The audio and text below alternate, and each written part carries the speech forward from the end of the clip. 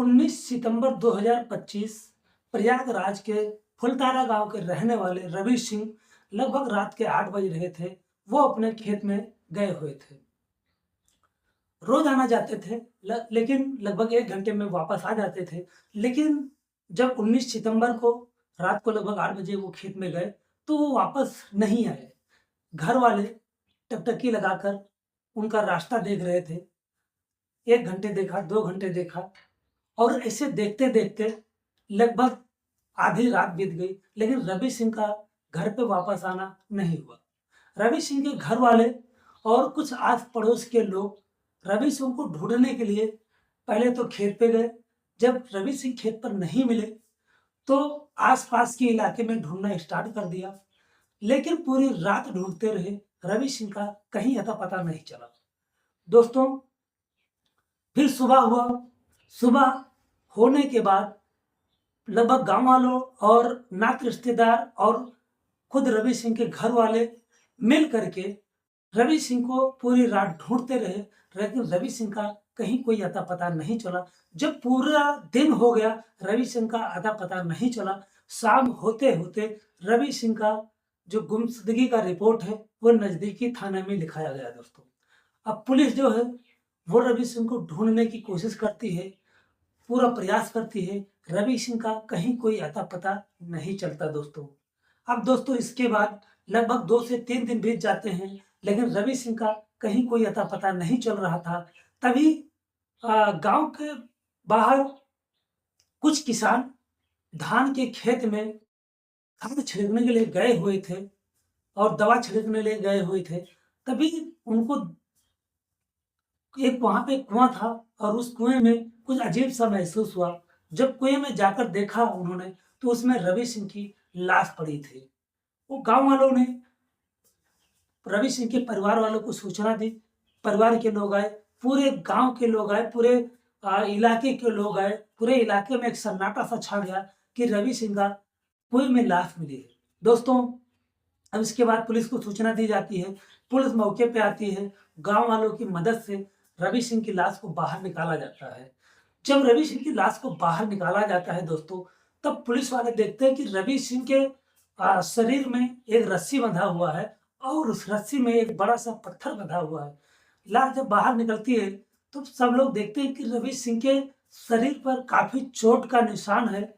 इससे यह साबित होता है कि रवि सिंह ने गलती से उस कुएं में नहीं गिरे हैं, बल्कि उनको मार के फेंका गया है। उनके शरीर में पत्थर बांध के और उनको फेंक दिया गया है। दोस्तों, पुलिस जो है वो शक के आधार पर पूछताछ करना स्टार्ट करती है। गांव के लोगों से जब पूछताछ करती है कि रवि का जो संबंध था वो घर वालों से कैसा था, लेकिन बताते चले दोस्तों, रवि एक ऐसा व्यक्ति था जो कि ना ही किसी से दुश्मनी थी, ना ही किसी से बहुत घनिष्ठ दोस्ती थी। वो अपने काम से काम रखने वाला आदमी था, इसलिए किसी का कोई दुश्मनी और दोस्ती वाला सवाल ही नहीं पैदा होता था। अब घर वालों के ऊपर शक था। गांव वाले घर वालों के बारे में पूछा तो गांव वालों ने बताया घर वालों से भी ठीक ठाक संबंध था, इसमें कोई कहने वाली बात नहीं थी। दोस्तों, अब दोस्तों सीसीटीवी कैमरा, कॉल डिटेल, ये सब खंगाला जाने लगा। गांव वालों ने बताया रवि सिंह की पत्नी जिसका नाम संध्या होता है, गांव का ही एक लड़का जिसका नाम विकास होता है, उसका और संध्या का अफेयर चल रहा था। गांव वालों के सूचना के आधार पर, शक के आधार पर जब संध्या और जिसका नाम विकास होता है उसको पुलिस गिरफ्तार करती है, तो ये दोनों जो कबूलनामा, पहले तो इधर उधर टाल मटोल करते हैं, लेकिन जब कबूलनामा करते हैं तो ये पता चलता है कि कुछ दिन पहले संध्या और विकास के बारे में रवि को पता चल चुका था और इसके लिए जो रवि है वो अपनी पत्नी को मारा पीटा और उसको समझाया कि अब आगे से ऐसा नहीं होना चाहिए और अगर ऐसा हुआ तो ठीक नहीं होगा। और एक दिन जो विकास होता है उसको भी रवि रोक करके और उसको से भी समझा दिया कि संध्या के आसपास अगर तुम दिखाई दिए तो ये तुम्हारे लिए ठीक नहीं होगा। अब दोस्तों, इन दोनों का मिलना जुलना नहीं हो पा रहा था। इसके चक्कर में जिन दोनों ने एक योजना बनाई कि क्यों ना रवि को ही रास्ते से हटा दिया जाए। दोस्तों, आपको बताते चले कि गांव वाले बताते हैं कि रवि की जो शादी है वो लगभग 7 साल पहले हुई थी और दोनों की ज़िंदगी जो है बहुत अच्छे से चल रही थी। उनका एक 6 साल का बेटा भी है और उसके बाद जो गाँव का विकास है, वो आते-जाते संध्या से मुलाकात होती है, बातचीत होते-होते दोनों में प्रेम प्रसंग चल जाता है, दोनों में नाजायज़ संबंध होने लगता है। अब उस नाजायज़ संबंध के चलते रवि जो है जब जान जाता है तो उनके ऊपर प्रेशर करता है और प्रेशर करने की वजह से जब रवि उस रात यानी 19 सितंबर को रात को 8 बजे खेत में गया मज़दूरों को खाना देने और वहाँ से जब लौट रहा था, तो जो विकास होता है वो रास्ते में रवि को मिल जाता है और वहीं पे दोनों के बीच में झड़प होने लगती है और वहीं पे मारपीट होने लगती है। विकास जो है पूरी तैयारी में था, वो एक खुरपी के मदद से रवि के शरीर पे बहुत सारे वार करता है और रवि वहीं पे मर जाता है यानी उसका देहांत हो जाता है। विकास जो होता है वो वहां से भाग आता है, फिर रात को लगभग 10 बजे जाता है और 10 बजे जाने के बाद वो एक साड़ी लेकर जाता है और एक हिस्से में रवि के शरीर पर वो साड़ी बांध देता है और दूसरे हिस्से में पत्थर बांध देता है और रवि के शव को ले जा करके कुएं में ढकेल देता है दोस्तों, ताकि जो लाश है वो ऊपर ना आ सके और किसी को पता भी ना चल सके कि रवि गया तो कहाँ गया।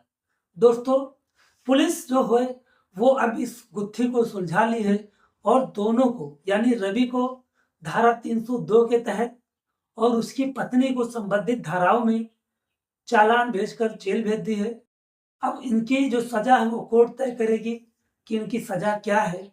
लेकिन दोस्तों, आज फिर एक व्यक्ति जिसकी पत्नी के नाजायज संबंध होने की वजह से आज उसकी जिंदगी खत्म हो गई, उसके बच्चे का क्या होगा जो कि अभी महज 6 साल का है। दोस्तों, ये सोचने वाली बात है, ये बहुत गंभीर विषय है कि पत्नियां ऐसा क्यों करती हैं, अपना बसा बसाया घर एक थोड़ा सा शारीरिक सुख के कारण अपना घर बर्बाद कर लेती हैं।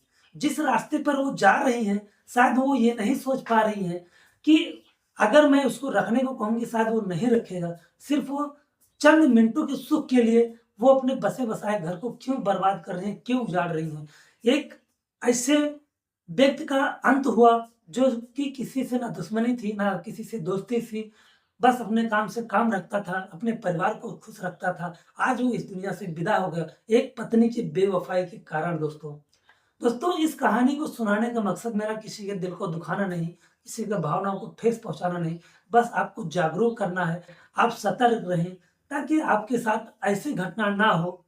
मिलते हैं किसी नेक्स्ट वीडियो में, किसी रियल स्टोरी में। तब तक के लिए जय हिंद, जय भारत, नमस्कार।